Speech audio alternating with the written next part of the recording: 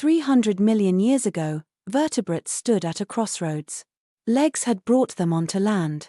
But one thing was still holding them back: they could walk. But they couldn't truly break free from water. Because their eggs still needed it, for millions of years, amphibians dominated the edges of the land. But their life cycle was still chained to water. Their soft, jelly-like eggs couldn't survive on dry ground. Which meant their homes, their journeys, their future always circled back to ponds and swamps. But then, evolution rewrote the rules. It invented one of the most powerful adaptations in the history of life on land, the amniotic egg. Amniotes are vertebrates that evolved a special kind of egg, one that could survive outside water. This wasn't just an egg. It was a portable life support system. Inside were complex protective layers. The amnion, a fluid-filled sac that kept the embryo safe and hydrated. The chorion, allowing gases like oxygen and carbon dioxide to pass in and out. The allantois, managing waste and assisting with breathing. And the yolk sac, providing the growing embryo with food and energy. All of this, sealed within a protective shell or membrane. Amniotes were no longer dependent on water for reproduction. Their eggs could survive on dry land. And that changed everything. For the first time, vertebrates could truly conquer the land.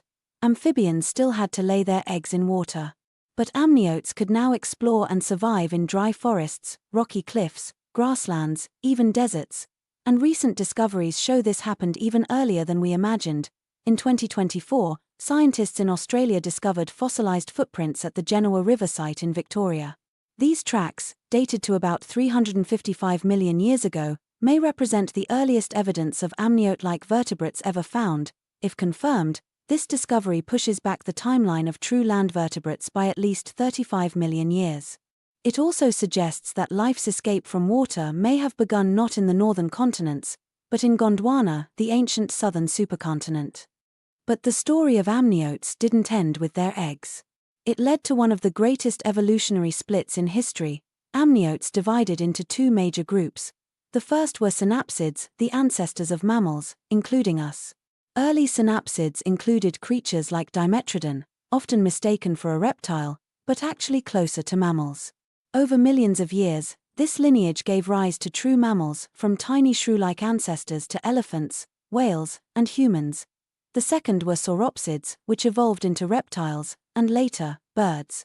Among them were early reptiles like Hylarnemus, the first known true reptile. From their descendants came lizards, snakes, turtles, crocodiles, dinosaurs, and eventually, modern birds soaring in the skies. Two evolutionary paths. One shared origin. One revolutionary egg. The amniotic egg was not just an improvement. It was the key that allowed animals to reproduce on dry land and survive as true land animals. Birds still carry the ancient design in their hard-shelled eggs. Reptiles bury their eggs in sand or soil.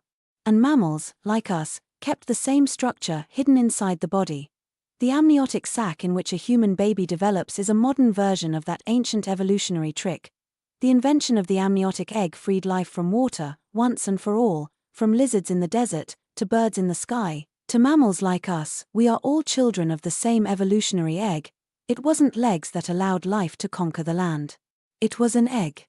Cradled in dust, beneath a sunlit sky, it wasn't legs that conquered the land, but an egg soft-shelled, silent, carrying the memory of every life that dared to crawl on Earth land.